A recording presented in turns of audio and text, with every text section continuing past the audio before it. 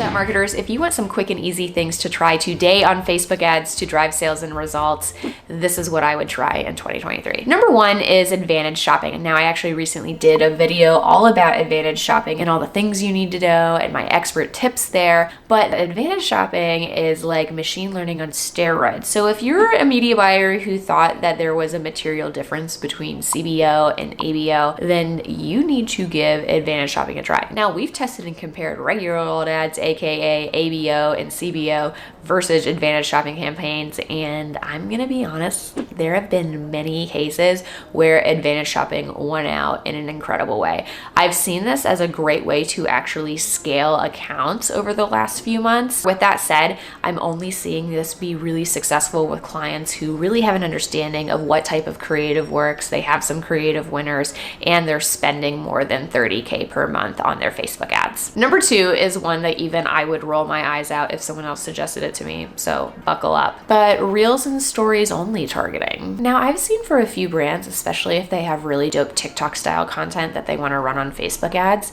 that they've been able to get really good traction out of Reels and Stories only placement. And again, this has been another way that I've seen a few brands scale up their overall budgets on Facebook ads. I know a brand that actually was able to increase their overall budget by about 25% just through the Reels and Stories only campaigns. Of course, they tried it on automatic placements, but it was actually the Reels and Stories that did way better. So if you have tons of TikTok content that you're just dying to test, try it on Reels and Stories only placements. Number three, I did another video about this one recently, but educational is really on the rise for UGC.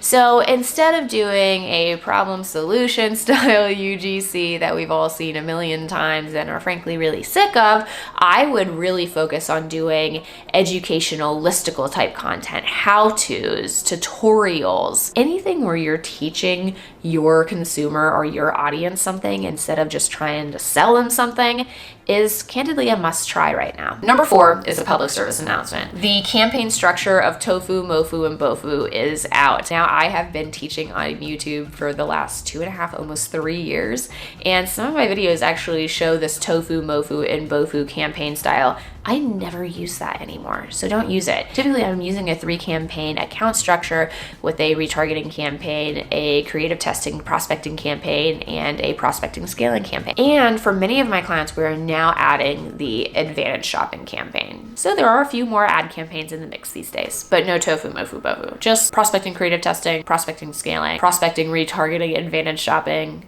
and then maybe a retargeting campaign. Which actually leads me to number 5, which is many of my brands aren't even doing retargeting campaigns anymore because all those retargeting audiences are already souped up in all of your prospecting campaigns. And to be honest, we need to take a step back from this whole idea of the Facebook funnel and retargeting people who watch 50% of the video and who engaged with our website and got to add to cart. No. Think about Facebook ads as a part of your funnel. The entire Facebook ad ecosystem is a part of your funnel on some customer journey that maybe people will interact with, but it's not a Facebook funnel doesn't exist. So retargeting is just kind of on the outs. With that said, if you're using a retargeting campaign, a majority of my clients are doing 90% of their budget in prospecting and 10% of their budget in retargeting. And if I audit accounts, I flag that immediately if that's any higher. And for some of my brands, again, we're not using retargeting campaigns and it's 5%. So 5 to 10% should be in retargeting. That's it. Number 6, I'm actually going to give a shout out to one of my fellow media buying YouTuber friends, Charlie, the ad disruptor. You got to check out his channel. He has a method that has actually renewed my faith in dynamic creative testing.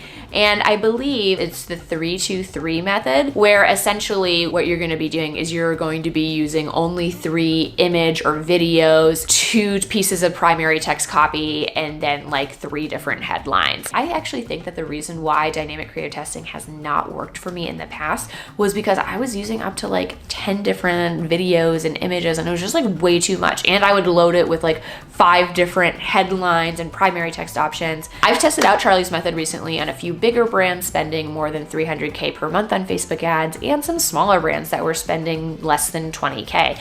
And in both scenarios, I saw that the results were either comparable to my normal creative testing structure or even a little bit better. So if you're looking for a new YouTuber to follow that does content all about Facebook ads and paid social, be sure to follow Charlie. And number 7, I'm just gonna answer the question that everyone always asks me, which is, Dara, what are the quick and easy creative wins? Woof. Okay, let's just start with images, because going down the rabbit hole of like video can just be really wild. So if you need an easy creative win and you can make it in a day, these are the 3 that I suggest. Number 1, do a press hit screenshot style ad. These really do convert and they work again and again and again. I'm gonna be really honest though, sometimes the publication will come for you and you know what, you just take the ad down, but a lot of times they won't, and you can get tons of spend and make tons of money. So, you know, we all have to choose our battles. I would do it. The second one is a features point out ad. I really do see this ad work across several verticals, especially in skincare, especially in beauty, especially in apparel. And really the hack here, I think, is instead of doing like actually pointing out the features, like point out the benefits of those features and like the value that they actually add. That's when I see it really working. And the third one, I would try a before and after style ad. And you know, maybe I am just trying to like dangle the bait in front of you guys, because I know someone in the comments is gonna be like, but Dara, you can't do before and after style ads, but you definitely can. And also be more creative. You do not have to say before or after in the ad. You can just show the before and then the after. And really the only times that you're actually violating policy here is if it's for weight loss or cosmetic procedures. So it is allowed for makeup. It is allowed for skincare. I just see that convert like crazy, and people are so scared to do it because they think you can't do before and afters. Well, you can. And you should in 2023. And that's it. If you actually watch the entirety of this video, this would be a really great place to subscribe, because the algorithm loves that. And I do this every single week for free. Show your appreciation. See you next week. Bye.